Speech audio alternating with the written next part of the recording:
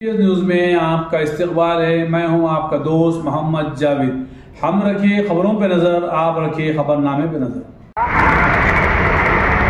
हल्के बहादुरपुरा कॉन्स्टिट्यूंसी के अंदर झंडा बंधन किया गया और इस झंडा बंधन का मकसद जो 14 साल की जद्दोजहद के बाद तेलंगाना रियासत हमें हासिल हुई थी, बीआरएस के लीडरों की अजीम कुर्बानी और ख़ास तौर पर तेलंगाना के 1100 से ज़्यादा नौजवान स्टूडेंट्स की कुर्बानी और साथ ही कई हमारे बड़ों ने, प्रोफेसर जयशंकर जैसी शख्सियतों ने जो ख्वाब देखे थे वो आज ही के दिन मुकम्मल 2 दिन पहले शर्मिंदा ताबीर हुआ।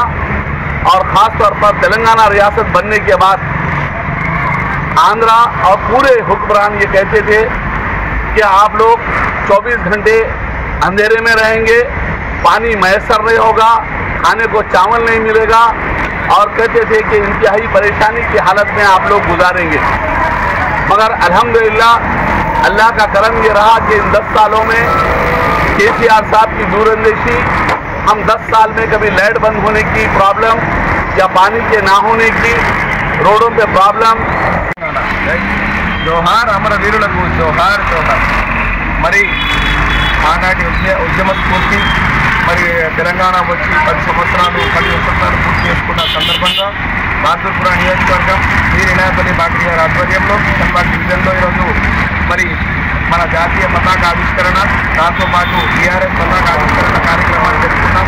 కేసీఆర్ గారి పిలుపు మేరకు మరి 3 దినాల మా దశాబ్ది ఉత్సవాలకు ఈరోజు ముగింపుగా మరి పతాక ఆవిష్కరణ చేస్తున్నాం। మరి ఈరోజు కాంగ్రెస్ని చూసినట్లయితే ఇండిపెండెంట్ ఉన్న తెలంగాణను కలిపింది ఆనాడు నెహ్రూ కాంగ్రెస్ గవర్నమెంట్। మళ్ళీ 1969లో తెలంగాణ ఉద్యమంలో అనేక అమరులకు మరి తారక తీసి మరి అనేక మృతులకు కారణమైంది ఆనాటి కాంగ్రెస్, ఇందిరా కాంగ్రెస్। మరి అటువంటి ఇందిరా కాంగ్రెస్కి మళ్ళీ తీసుకొస్తామని చెప్పి మలిదశ ఉద్యమంలో కేసీఆర్ గారికి మోసం చేసింది సోనియా గాంధీ కాంగ్రెస్।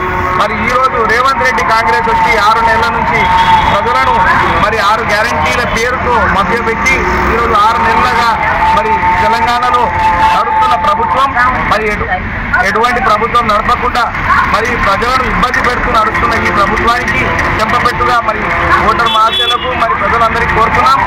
మరి మలిదశ ఉద్యమంలో కేసీఆర్ గారి స్ఫూర్తితో తెలంగాణను సాధించుకున్నాం। ఆ సాధించుకున్న తెలంగాణను బంగారు తెలంగాణ దిశగా మార్చే విధంగా మనం నడవాలి।